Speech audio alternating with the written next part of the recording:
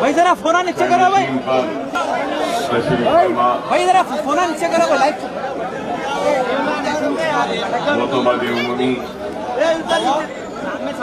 मजलिस इत्तेहाद मुस्लिमीन जनाब अहमद पाशा कादरी साहब रुकने असम्बली हल्क़े याक़ूतपुरा के उम्मीदवार मजलिस इत्तेहाद मुस्लिमीन के जनाब जाफर हुसैन मेराज साहब, मजलिस इत्तेहाद मुस्लिमीन के साबिक़ रुकने बल्दिया डॉक्टर अब्दुल लतीफ़ साहब, जनाब यासर अब्बास साहब, हल्क़े हाज़ा के कॉरपोरेटर, कायदीन मजलिस, सुनने वाले बुजुर्गों, नौजवान साथियों और मेरी इज़्ज़त इमाम पर्दनशीन माँ और बहनों, इंतखाबात का वक्त है और इंतखाबी मैदान में कई उम्मीदवार अपनी किस्मत को आजमाने के लिए आपके दरमियान में है। मुख्तलिफ उम्मीदवार मुख्तलिफ जमातों के नाम पर आज अपनी किस्मत आजमाई करने के लिए इंतखाबात में उतरे हैं और इन उम्मीदवारों में एक आपकी अपनी जमात का भी उम्मीदवार है और वह आपकी अपनी जमात मजलिस इत्तेहाद मुस्लिमीन है। और ये बात मैं इसलिए कह रहा हूं कि अगर आज हम हिंदुस्तान के सियासी शोर में अगर हम अपनी आवाज को ढूंढने की कोशिश करेंगे तो आपको अपनी आवाज सिर्फ मजलिस इत्तेहाद मुस्लिमीन में सुनाई देगी। कई जमातें हैं, कई कायदीन हैं, लेकिन किसी जमात ने और किसी कायद ने मुसलमानों की मसाइल की ना तर्जुमानी की, न मुसलमानों के मसाइल की नुमाइंदगी की, न मुसलमानों के मसाइल को हल किया। मजलिस इत्तेहाद मुस्लिमीन कोई तारुफ की मोहताज जमात नहीं है। बरसा बरस से आपके दरमियान में रही, आपकी आवाज बनी, आपके दुख दर्द में आपका साथ दिया, आपके जरूरत के वक्त आपका ताउन किया और आपके महलजात में बुनियादी सहूलतों को मुहैया करने की जद्दोजहद की। न सिर्फ आपके महलजात में बल्कि मजलिस इत्तेहाद मुस्लिमीन ने आपके इत्तेहाद, आपके एतमाद, आपके भरोसे, वो आपकी दुआओं के बदौलत जो कामयाबी मिली, तो ऐवानों में पहुंचकर सिर्फ कुर्सियों की जीनत नहीं बनी, ऐवान बल्दिया हो या ऐवान असेंबली हो या ऐवान पार्लियामेंट हो, मजलिस इत्तेहाद मुस्लिमीन ने बेबाकी के साथ और पूरी दियानतदारी व पूरे अखलास व ईमानदारी के साथ आपके मसाइल को ऐवान में इख्तिदार के सामने न सिर्फ रखा बल्कि इन मसाइल पर भरपूर मुबाहसा किया, बहस की, तकरार किया और उन मसाइल पर मुतवज्जो होने के लिए हुकूमत के सरबराहों को मजबूर किया। मजलिस इत्तेहाद मुस्लिमीन की अपनी एक तारीख है और कोई तारीख कोई नई नहीं है। यहां बेशुमार नौजवान हैं, खड़े हैं, मजलिस के तारीख से वाकिफ होंगे या बहुत सारे ऐसे भी होंगे जो मजलिस की तारीख से वाकिफ नहीं। मजलिस इत्तेहादुल मुस्लिमीन ने अपनी जिद्दोजहद का आगाज ऐसे वक्त में किया जब हमारे तख्त व ताज अजायब घर की जीनत बन चुके थे, हमारी आबादियां खाक की ढेर में तब्दील हो चुकी थी, हमारी इज्जतें इस्मतें लुट रही थी, हमारे पास कुछ नहीं था, सिर्फ मायूसी थी, खौफ था।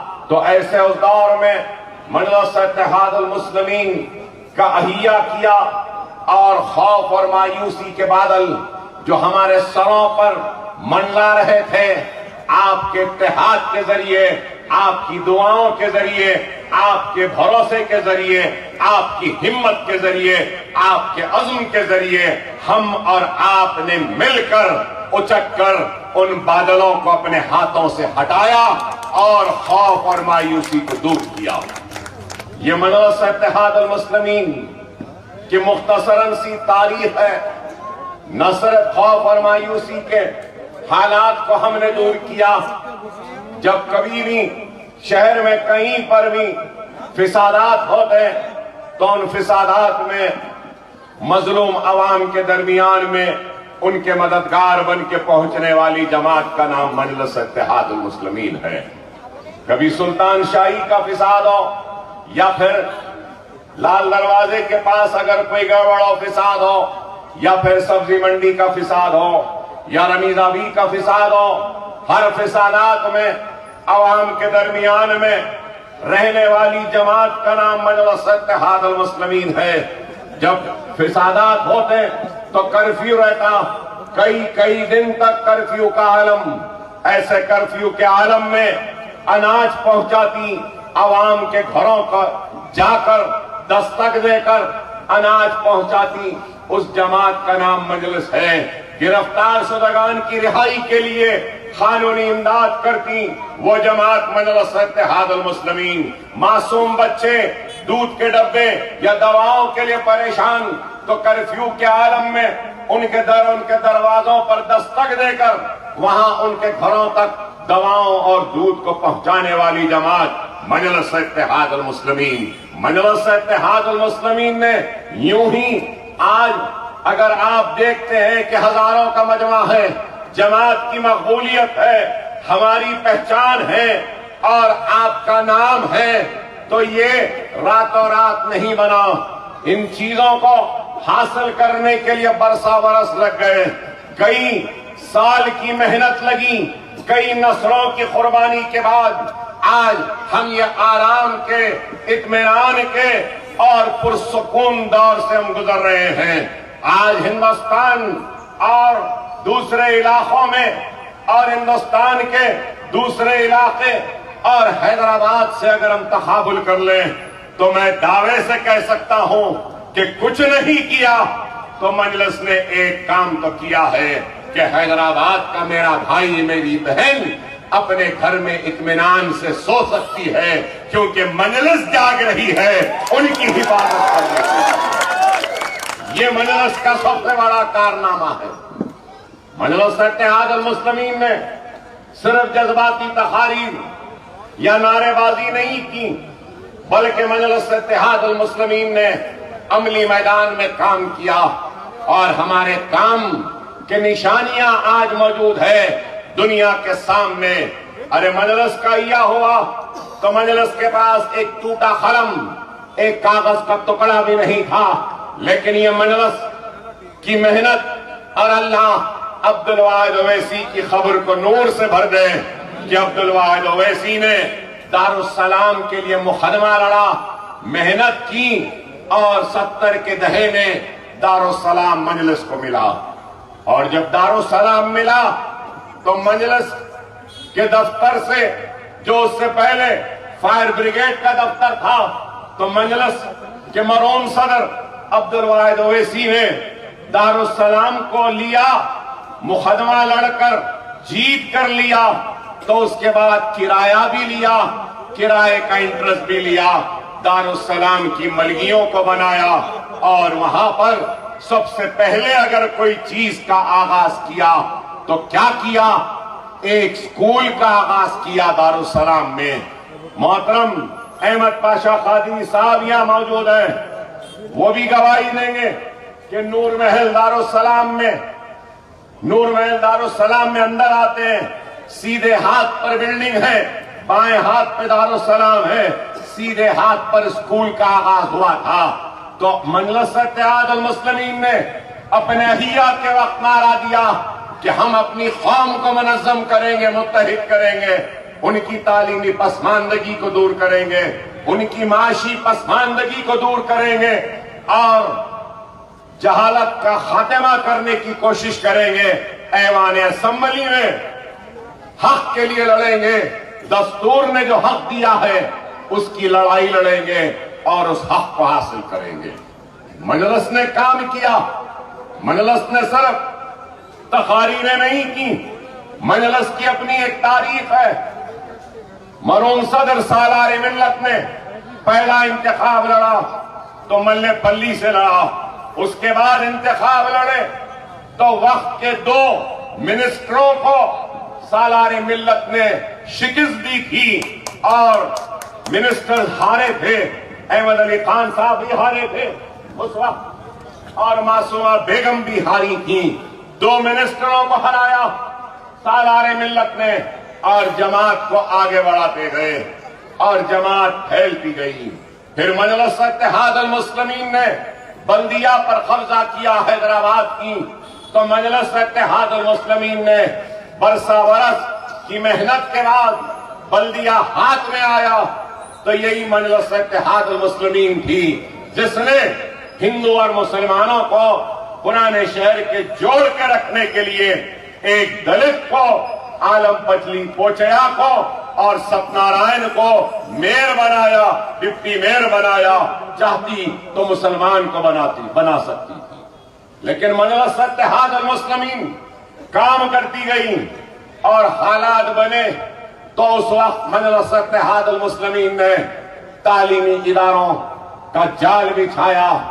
नारायणलाल भास्कर राव का वक्त आया, एनटी रामा राव उस वक्त चीफ मिनिस्टर थे, उनकी पार्टी फूटी, नारायणलाल भास्कर राव अलग हुए और मजलिस ने नारायणलाल भास्कर राव की तायीद की। तो तायीद के एवज मजलिस ने पैसा नहीं मांगा, मजलिस ने कुछ ये जमीन दे दो नहीं मांगी, मजलिस ने कहा कि मुसलमानों के लिए एक मेडिकल कॉलेज दे दो, मुसलमानों के लिए एक इंजीनियरिंग कॉलेज दे दो और मेडिकल इंजीनियरिंग कॉलेज को हासिल किया। मजलिस ने मेडिकल कॉलेज हासिल किया, इंजीनियरिंग कॉलेज हासिल किया। तो उस इंजीनियरिंग और मेडिकल कॉलेज को बंद करने के लिए एनटी रामा राव ने जब इख्तिदार पर वापस आए तो बंद करने के लिए जीओज निकाले, अहकामात निकाले और मजलिस हाई कोर्ट से लेकर सुप्रीम कोर्ट तक मेडिकल और इंजीनियरिंग कॉलेज को बचाने के लिए जिद्दोजहद करती रही, लड़ती रही। एनटी रामा राव 84 में से लेकर 89 तक चीफ मिनिस्टर थे। फिर 89 में, मैं गलत हूं तो पाशा टोक सकते हैं, उस वक्त कांग्रेस इख्तिदार पे आना चाहती थी और कांग्रेस के सदर का नाम उस वक्त के मर्री चन्ना रेड्डी था। तो उन्होंने उर्दू बचाओ तहरीक के नाम से मजलिस के साथ मिलकर एक उर्दू को बचाने की तहरीक का आगाज किया और वो तहरीक ही की वजह है कि पत्थरगट्टी पे वहां इकबाल की मीनार है, उसी वक्त लगी थी और फिर बाबू जगजीवन राम का पुतला था फतेह मैदान के पास, वहां पे जुलूस का इख्तिताम और बहुत बड़ा जलसा हुआ और उस उर्दू बचाओ तहरीक का नतीजा था कि एनटी रामा राव की शिकस्त हुई और कांग्रेस की वापसी हुई। तो हमारी उम्मीद थी कि ये लोग हमारे मेडिकल व इंजीनियरिंग कॉलेज को बचाएंगे। एनटी रामा राव ने जो बंद करने के लिए अहकामात दिए उसको वापस लेंगे, लेकिन ये दगाबाज धोखेबाज कांग्रेस की ये कोई आज की नई बात नहीं है, ये इनकी धोखा देने की पुरानी आदत है। इन्होंने सिद्धार्थ शंकर राय नामी जो वेस्ट बंगाल के गवर्नर थे, सही होना पाशा में कि सिद्धार्थ शंकर राय वेस्ट बंगाल के गवर्नर थे। चिन्ना रेड्डी और कांग्रेसियों ने सिद्धार्थ शंकर राय को सुप्रीम कोर्ट में रियासत आंध्र प्रदेश का वकील बनाया। दक्कन मेडिकल कॉलेज व इंजीनियरिंग कॉलेज के खिलाफ लड़कर इन कॉलेजों को बंद कराने के लिए हमने वो भी लड़ाई लड़ी और लड़ते लड़ते आगे बढ़ते गए। मेडिकल इंजीनियरिंग कॉलेज को न सिर्फ जिंदा रखा बल्कि MBA college, MCA college, pharmacy college, nursing college, architecture college, बाद बीच में लॉ कॉलेज भी खोले थे और फिर कई कॉलेजेस का जाल बिछाया। ओवैसी हॉस्पिटल का संगे बुनियाद रखा। 96 में ओवैसी हॉस्पिटल का इफ्तिताह हुआ और फिर 99 के बाद में 2004 में असरा दवाखाने को तामीर करने का सिलसिले का आगाज हुआ और आज आप खुद देख सकते हैं कि असरा दवाखाना 1200 बिस्तर का दवाखाना, ओवैसी हॉस्पिटल 1500 बिस्तर का दवाखाना। अरे आज जो लोग पूछते हैं मजलिस ने क्या किया, अरे आओ और देखो कि हमने क्या काम किया। मुझे आज भी याद है, अगर मैं इस मुकाम पे खड़ा हूं तो ये मुकाम मेरे लिए कोई नया नहीं है। मैं इन गलियों में, इन चौराहों पर कई घंटे गुजारे, कई दिन गुजारे, कई रातें गुजारी है मैंने। एमएलए तो 99 में बना था, लेकिन 89 से मैं इन गलियों में फिरता था। मुझे याद है आज भी। नौजवानों, तुम शायद नहीं जानते, यही सालम चौक के आगे जब आप जाते हैं वहां पे छोटा चौरस्ता आता है, आगे नाला है। अरे यहीं पर 1994 के इलेक्शन में मुझे पुलिस वालों ने गाड़ी में से उतार कर ये हाथों को खींचकर यहां से लेके यहां तक, यहां से लेके यहां तक ऐसा पलटाकर मारा था। और उस वक्त मेरे साथ जो मौजूद था वो एक शख्स यहां भी ठहरा है, अवध चाउस, ये भी था, गवाही देगा कि किस तरीके से इन लोगों ने मारा था। अरे हम उस दौर से मेहनत करते आए हैं और आगे बढ़ते गए। अरे ये वही तालाब कट्टा है। मैं जानता हूं कि 1992-93 में मैं पैदल घूमता था। थकने के बाद अगर चबूतरों पर बैठता तो लोग मुझे दरवाजे खोलकर कहते, अकबर साहब हमारे चबूतरे पे मत बैठो, जालिमों का जुल्म होगा, जरा आगे बढ़ जाओ। अरे ये वो कट्टा है। लेकिन जब लोगों ने मुझे आगे बढ़ाया तो मैं याद करता हूं तालाब कट्टे की उस खातून को जिसने गले लगाकर मेरी हिम्मतों को बांधा था। मैं जिंदगी भर नहीं भूल सकता ताजाना आपा को जो आकर उस वक्त मुझे गले लगाए थे।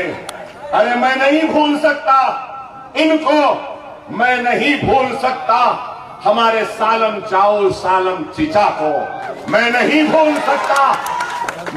भूल सकता यहाँ एक छोटी किराना स्टोर दुकान चलाने वाले सालम भाई को जो आरटीसी में काम करते थे, कभी सालम भाई को नहीं भूल सकता।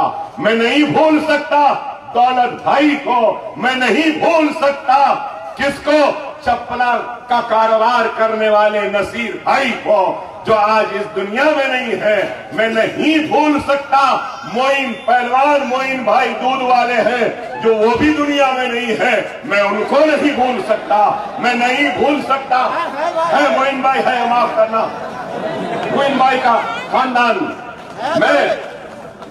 मेरी मुराद थी हमारे हारून खान साहब से, मैं उनको याद कर रहा था और हारून खान साहब भी मेरा साथ दिए और इन सब लोगों की वजह से, इन सब लोगों की मेहनत की वजह से हम इस तालाब कट्टे वालों के दिलों को जीतने में कामयाब हुए।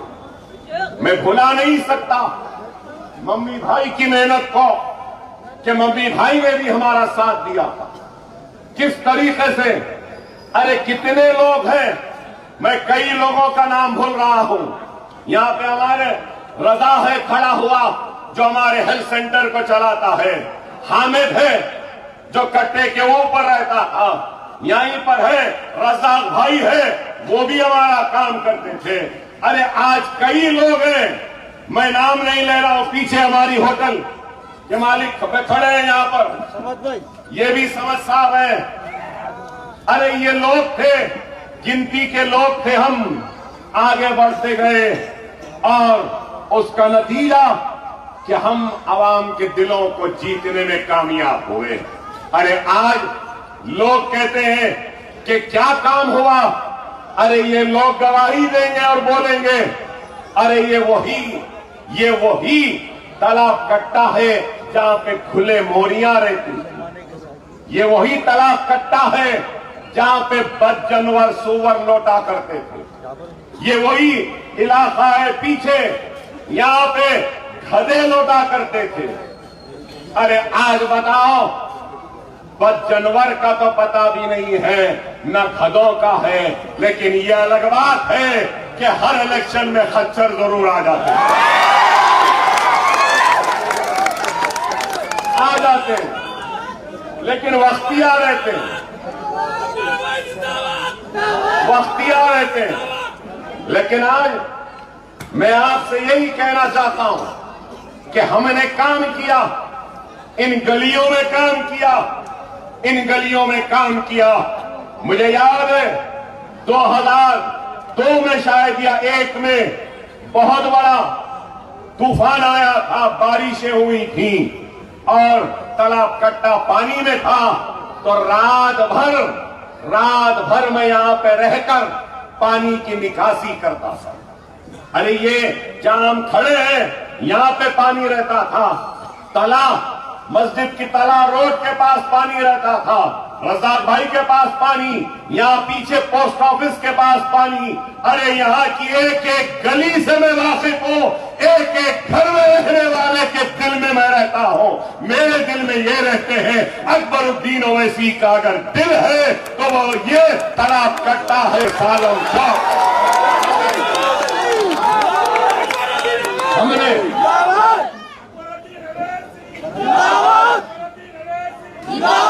मैं अल्लाह से दुआ करता हूं, अल्लाह से दुआ करता हूं जो मरूमीन जिन्होंने खाने से खाना मिलाकर अकबरुद्दीन ओवैसी का मजलिस का साथ दिया, इंतशार का खात्मा किया, चाहे वो हारून खान साहब हो, सलाम भाई हो, सालम चारूश हो या फिर हमारे दौलत भाई हो, अल्लाह इनके खबरों को नूर से भर दे, अल्लाह इनके खबरों को नूर से भर दे।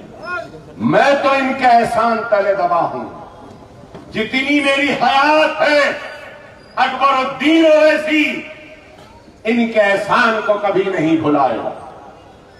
अरे हमने काम किया, सिर्फ ज़बानी जमा खर्च नहीं।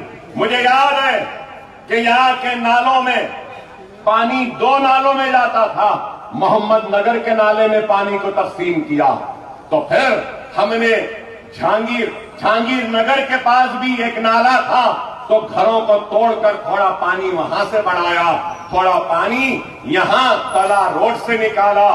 शाहजहां होटल के पास जब भी बारिश हो पानी जम जाता था, वहां का भी हमने काम किया। अरे काम किया, सिर्फ बातें नहीं की।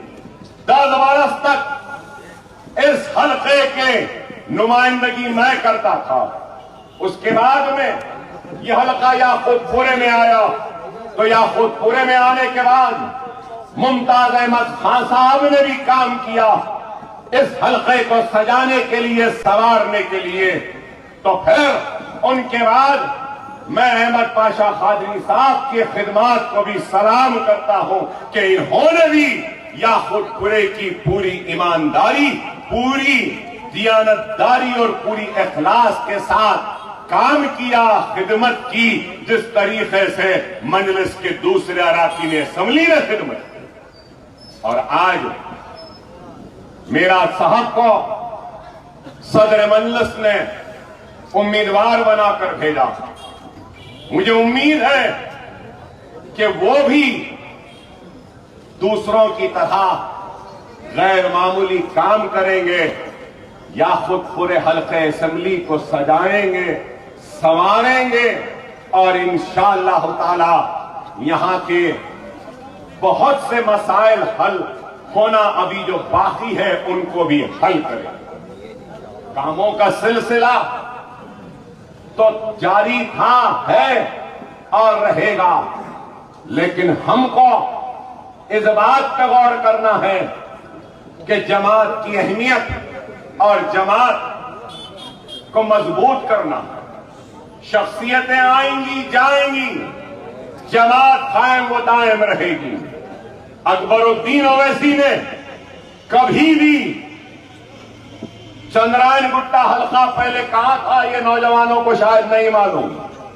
चंद्रायन गुट्टा हल्का जब मैं लड़ा, चार मीनार से शुरू होता था।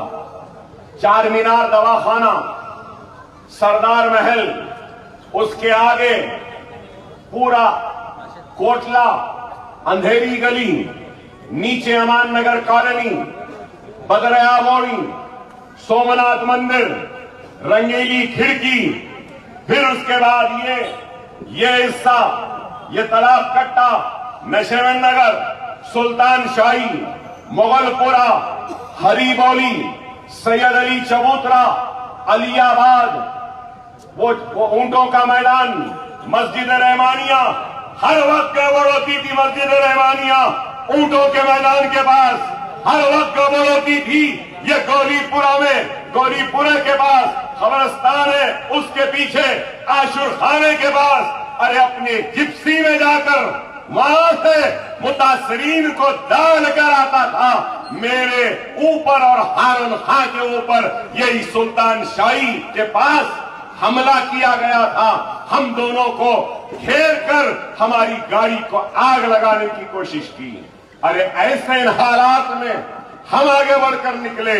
अरे आज ये हल्का याकूतपुरे में है, बाद हिस्सा मुगलपुरा, हरीबौली और फिर उसके आगे सैयद अली चबूतरा, ये चार मीनार में चला गया।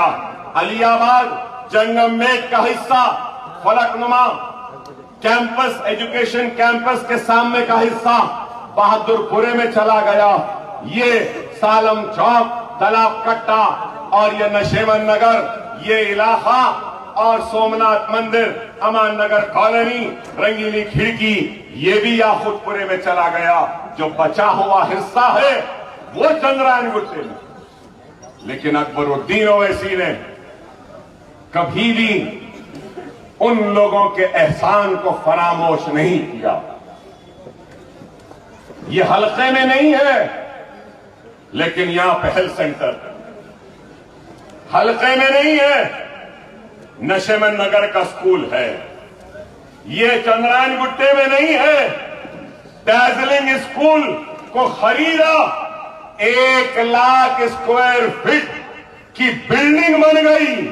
9 मंजिला इमारत, तालाब कट्टे की सबसे ऊंची इमारत। ये गरीबों के नाम है, आपके नाम है।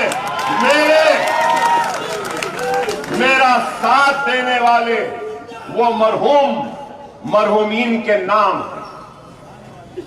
आप देखो कि वहां पर दार्जिलिंग में सिर्फ स्कूल नहीं आएगा, दार्जिलिंग में स्कूल आएगा, जूनियर कॉलेज आएगा, डिग्री कॉलेज आएगा, पोस्ट ग्रेजुएशन कॉलेज आएगा, रिसर्च सेंटर आएगा और उसके साथ साथ वोकेशनल ट्रेनिंग का सेंटर भी आएगा। अरे आप गौर करो, अगर कोई दूसरा होता तो जेब भर लेता, आने वाली नस्लों का इंतजाम कर लेता और चला जाता। लेकिन अकबरुद्दीन ओवैसी ने ऐसा नहीं किया। हमने काम किया। नशेमन नगर मेरी एमएलए की 5 बरस की तनख्वाह से बना हुआ स्कूल है।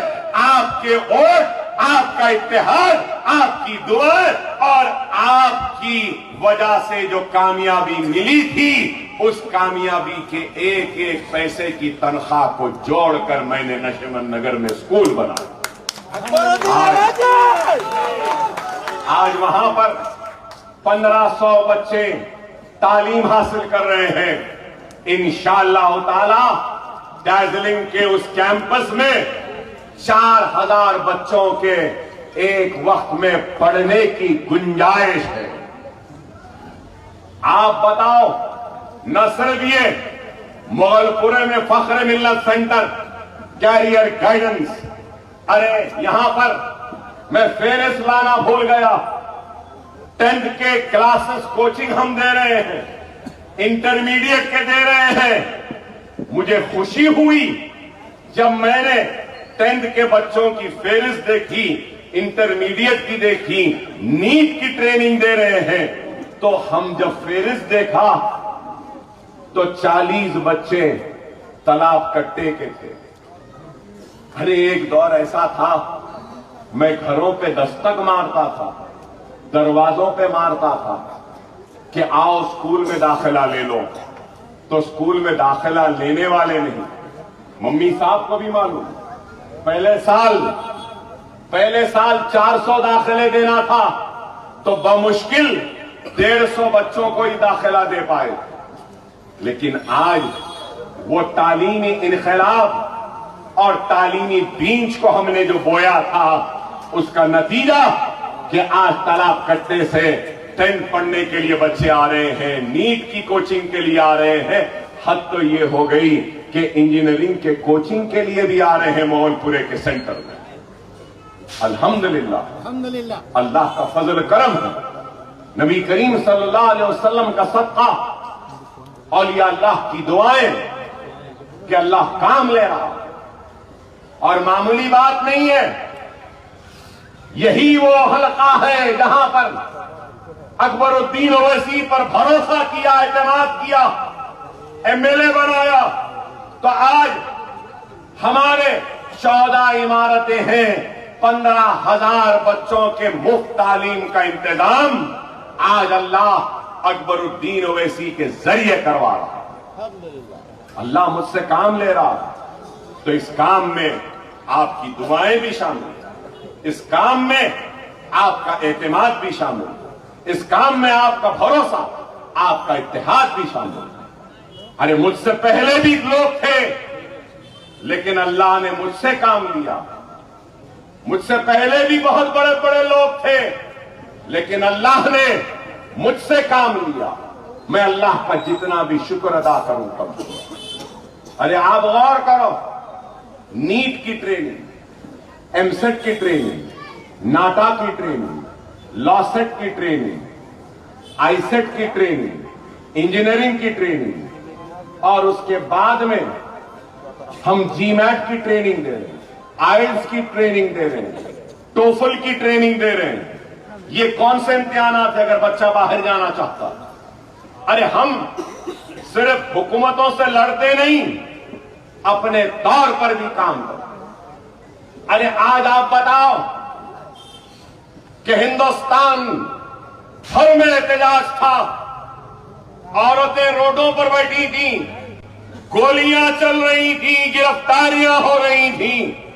सीए एनआरसी पर लोगों ने हम पर इल्जाम लगाया, तनकीद की, तोहमतें लगाई कि सीए एनआरसी पर मजलिस एहतजाज नहीं कर रही। लेकिन मेरे भाई, ऐवान असेंबली की तकरीर को उठाकर देखो, मैं कहूंगा कि मेरे जिंदगी के बेशुमार तकरीरों में से एक गैर मामूली तकरीर जो मुझे भी पसंद आती है वो थी सीए एनआरसी पर जो असेंबली में मैंने की। उसका नतीजा क्या हुआ? उसका नतीजा क्या हुआ कि केसीआर ने ऐवान असेंबली में उठकर कहा कि तेलंगाना में नो सीए नो एनआरसी कहीं पर भी होने दो, यहां पे नहीं होगा।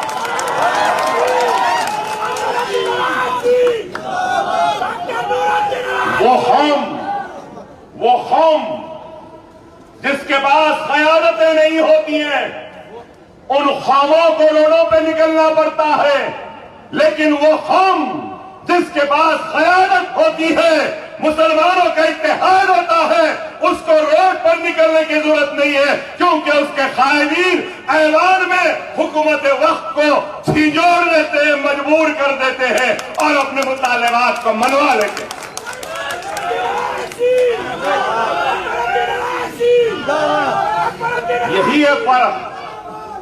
यही है फर्क हम में और दूसरों में। उनको निकलना पड़ता है और हम आवाम को नहीं निकालते, हम खुद निकलना। और लोग ये समझना नहीं चाहते, अरे ऐसा नहीं कर रहे, वैसा नहीं कर रहे, ये नहीं कर रहे, वो नहीं कर रहे, ऐसा करना था, वैसा करना था। हर किसी को शौक हो गया है आजकल क्या कि बस क्या बोलना, नहीं हम काबिल, हमारी सोच सबसे अच्छी, वहां क्यों गए, यहां क्यों नहीं गए, उधर क्यों गए, इधर क्यों नहीं बैठे, वहां क्यों बैठे, यहां लेटना था। अरे बाबा आप देखो, मेरे भाई, हमारे समझ भाई, होटल चलाना इनका काम, सही है ना। और उसके बाद मैं सियासत करना मेरा काम। यहां पे हेल्थ सेंटर डॉक्टर, इलाज करना डॉक्टरों का काम, मुकदमा लड़ना वकील का काम, तिजारत करना ताजिर का काम, सनद बनाना सनदकार का काम, रोड बनाना रोड बनाने वाले का काम, बढ़ई का काम बढ़ई जाने, फॉल सीलिंग का काम फॉल सीलिंग वाला जाने। अब आप बोलो, मैं सियासतदान यहां खड़े रह के तकरीर कर रहा हूं तो पसंद आ रही है आपको, सही है बोल रहे हैं, मुंडी हिला रहे हैं।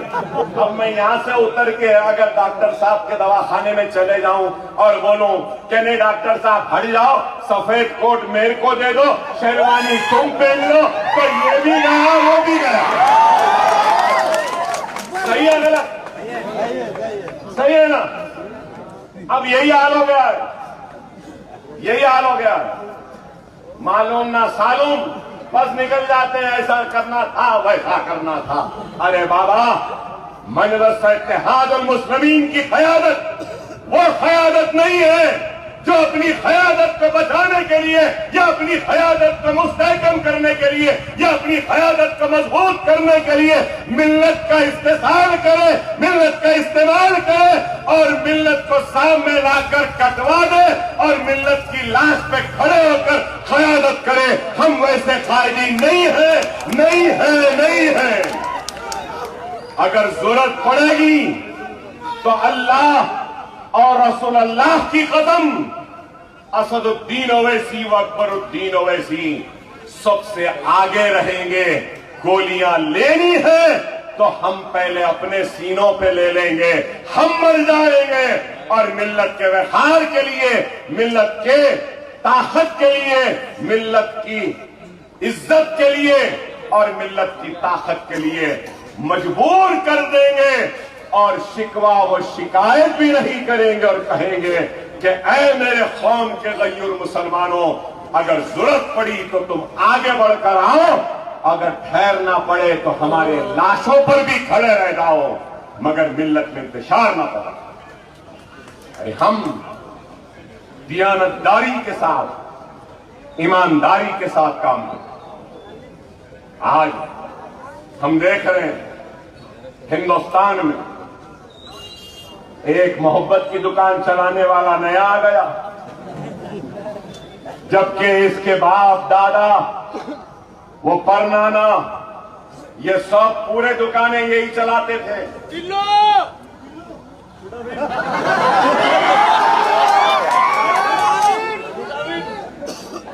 तो मोहब्बत की दुकान की बात करने वाले, आज आप बताओ, क्या इस बात से इनकार करेंगे कि हिंदुस्तान में सबसे ज्यादा हुक्मरानी का मौका किसको दिया? हिंदुस्तान की आवाम ने, इसी नेहरू गांधी खानदान को। तो क्या किया? अरे इनकी तो इतनी बड़ी फेरिस्त है, 55,000 फिसादात दिए, जमशेदपुर का फिसाद दिया, कभी अजमेर का फिसाद दिया, कभी रोडकिला का फिसाद दिया, कभी अहमदाबाद का फिसाद दिया, कभी सुल्तान शाही का फिसाद दिया, कभी निजामाबाद का फिसाद दिया, कभी मलियाबाद का फिसाद दिया, कभी हाशिमपुरे का दिया। अरे लंबी फेरिस्त है। 55,000 फिसादात के जरिए मासूम हिंदुस्तानियों के खून को बहाया इन लोगों ने। और आज बोलते हैं कि मोहब्बत की दुकान। अरे मोहब्बत की दुकान का इतना ख्याल है तो मोहब्बत के दुकानदार, तुझसे बोलना चाहता हूं, दुकान को चलाना है, दुकानदारी करनी है तो पहले अपने चाचा के साथ जो नाइंसाफी तुम्हारी दादी ने की थी, वो मेनका गांधी और वरुण गांधी के साथ पहले जा और चाची के पैर पड़ के माफी मांग ले, वरुण गांधी को गले लगा ले, अपने घर में बुला ले, तो जब बोलेंगे कि घर में मोहब्बत पैदा हो गई। घर में तो मोहब्बत नहीं, दूसरों की मोहब्बत की फिक्र है। अरे हमारी मोहब्बत की फिक्र थी तो आज कहते हैं कि ईडी, आईटी, सीबीआई के दावे करवाते हैं मोदी, ऐसा करते वैसा करते। अरे बाबा, तुमने क्या किया था? इमरजेंसी तुम्हारी दादी की देन, सीबीआई तुम्हारे कांग्रेस की देन। अरे तुमने भी अपने इख्तियार में नहीं किया, किसको बख्शा था? सबको जेल में डाला। क्या हमको बख्शा? क्या अब्दुल वाहिद ओवैसी को जेल में नहीं डाले?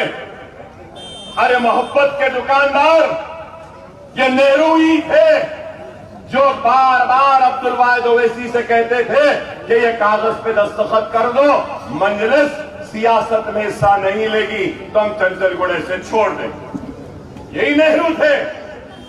और मोहब्बत की दुकान चलाने वाले, शायद तू नहीं जानता कि तेरी दादी को दारुसलाम आने पर मजबूर होना पड़ा था।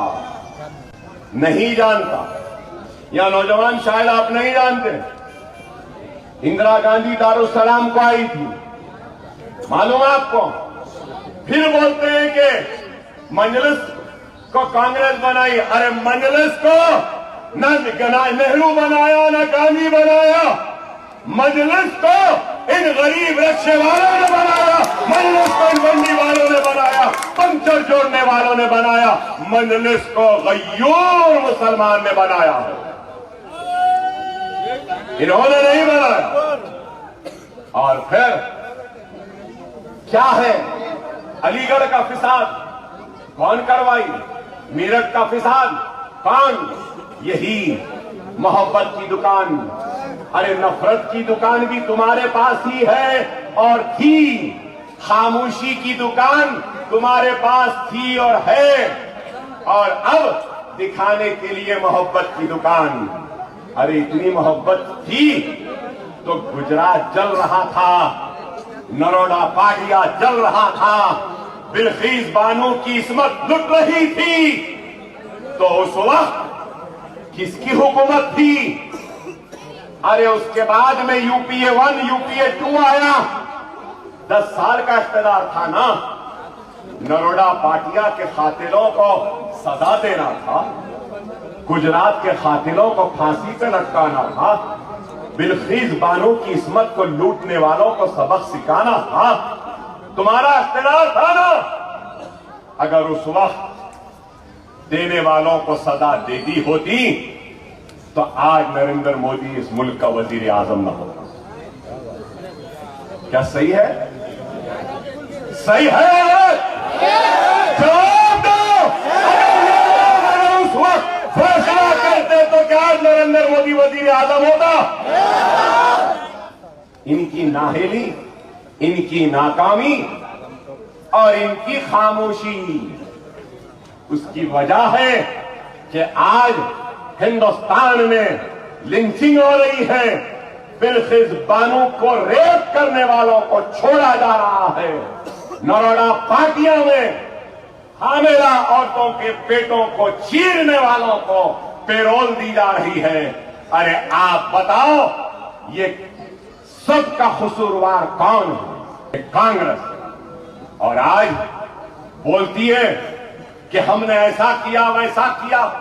अरे तुमने क्या किया? मैंने बेनकाब कर दिया। मैं आज से 15 वर्ष पहले तकरीर करता था, याद होगा आपको, कहता था रिजर्वेशन हमने लाया, नहीं बोलता था। और मेरा जुमला था कि राजस्थान में आपकी हुकूमत उस वक्त, आसाम में आपकी हुकूमत 5-6 रियासतों में थी, तो मैंने सवाल किया था कि जब वहां पर भी कांग्रेस है तो वहां रिजर्वेशन क्यों नहीं दिया? रिजर्वेशन आंध्रा में क्यों दिया? रिजर्वेशन आंध्रा में इसलिए दिया क्यों कि यहां आपका इत्तेहाद, आपका शऊर जिंदा है, आपकी ताकत है। और यहां इख्तियार क्यों दिया मालूम? आपके पास ऐसी ताकत है, तख्त पे बिठा भी सकते हैं, तख्ते पे औंधा भी लिटा सकते हैं। इसलिए दिए। और इनके अब्बा है ना यहाँ पे, हमें इसलिए दिए। कल राजस्थान जाकर आया, क्या राजस्थान में रिजर्वेशन है? नहीं है। राजस्थान में कांग्रेस की हुकूमत है। अइम्मा और मौजूमीन को क्या 5,000 या 1,000 महाना है? नहीं है। उर्दू स्कूल कितने पूरे बंद हो गए? सिर्फ मदरसा बोर्ड के स्कूल है 3,000, उससे हटके कुछ नहीं।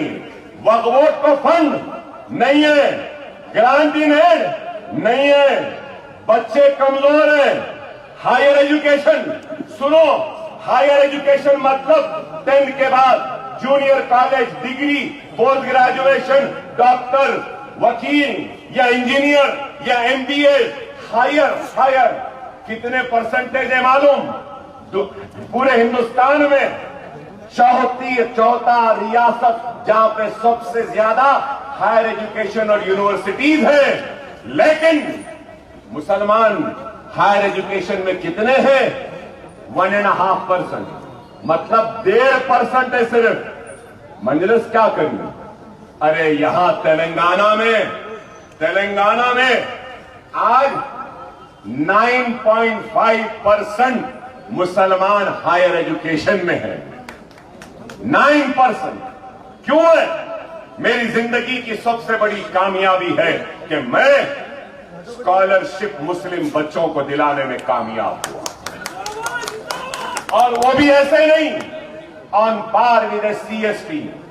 BC को जितना मिलता है, SC को जितना, ST को जितना, उतना मुसलमान को मिलता है। अरे आपको सुन के हैरत होगी कि 9 बरस में 27,08,693 मुस्लिम बच्चे और बच्चियों को तालीम के मैदान में सालाना करीब 6,000 रुपये हमने KCR से खर्चवाया। ये काम नहीं है। अरे आज बोलते हैं अरे हमने काम करवाया, उन्होंने किया। अरे बाबा, अकबरुद्दीन ओवैसी हर किसी से काम लेता रहा है, ले रहा है, आगे भी लेगा। बाबू थे, काम लिया। Post graduation Deccan medical college में बाबू से लाया। उसके बाद राजशेखर रेड्डी आए, ये स्कॉलरशिप ले ली। रोशे आए, काम करवाया। किरण आए, किरण से भी करवाया, आखिरी किरण बन गया। फिर उसके बाद ये केसीआर भी आए, इनसे भी काम लिया। अरे जिस तरीके से सपेरा बींग बजाता है तो सांप दिलों में से निकल के नाचते हैं, अकबर ओवैसी ऐसा सपेरा है कि बड़े बड़े सांप भी नाचते हैं और घबराते हैं। हमने हर एक से काम लिया, हर एक से काम लिया। हमने सिर्फ जबानी जमा खर्च नहीं की। खुदारा इस बात को समझो, याद रखो, ये कांग्रेस आज आरएसएस की एजेंट बनी है और इनके पास खुद कुछ नहीं रहा। मेरी मां पैदा करने वाली मेरी घर में मेरी मां है, लेकिन मेरी सियासी मां मजलिस इत्तेहादुल मुस्लिमीन है या नहीं? कांग्रेस की मां के बच्चे आज कांग्रेस को नहीं चला रहे हैं। आरएसएस के जनी हुई मां की कोख से निकलने वाले आज कांग्रेस को चला रहे हैं। कौन चला रहे हैं? कौन? हाँ, अरे आज आपको हमको गौर करना है। खुदारा हम हैं, अनीसुल गुरबा हो, दवाखाने हो। अभी मैंने मेरा साहब से सुना कि यहाँ पे दवाखाने की मंजूरी लाएंगे। नहीं मेरा साहब, या खुदपुरे में एसआरटी कॉलोनी में 100 बिस्तर के दवाखाने की मंजूरी मैं ला चुका हूँ, ला चुका हूँ। मैं चारमीनार दवाखाने की मंजूरी ला चुका हूँ, बहादुरपुरे में दवाखाने की मंजूरी ला चुका हूँ, और उसके बाद चंद्रायन गुट्टे में भी 2 दवाखानों की मंजूरी हम ला चुके हैं। खुदारा समझो मेरे भाई, खुदारा समझो वक्त और हालात किस तरफ हैं। ये लोग जीतने करने वाले नहीं हैं। इस तालाब कट्टे सालम चौक से तेलंगाना के कोने कोने तक, जहां तक मेरी आवाज जा रही है, मेरे प्यारे मुसलमानों से अपील है मेरी, अपने वोटों की तकसीम न करो, अपने वोटों को बांटो नहीं, अपने वोटों को मुत्तहिदा तौर पर जहां मजलिस है मजलिस को डालो, और सदर मजलिस ने जो ऐलान किया वहां बीआरएस को डालो। सबसे काम लेने की जिम्मेदारी अकबरुद्दीन ओवैसी की है, अभी जिंदा हो। मैं लूंगा काम, इन हलकों में भी हम काम करेंगे। बहरहाल 10 बज रहे हैं। मैं आपसे यही कहूंगा कि 30 तारीख के दिन सिर्फ पतंग पतंग पतंग पतंग पतंग पतंग पतंग पतंग पतंग उड़ाना है आसमान में। नारे तकबीर, नारे तकबीर, मजलिस इत्तेहादुल मुस्लिमीन। अभी बहुत तकारीरें हैं, माँ बाप की तकरीर, चाय वाले के बारे में अंडा तकरीर में देखो।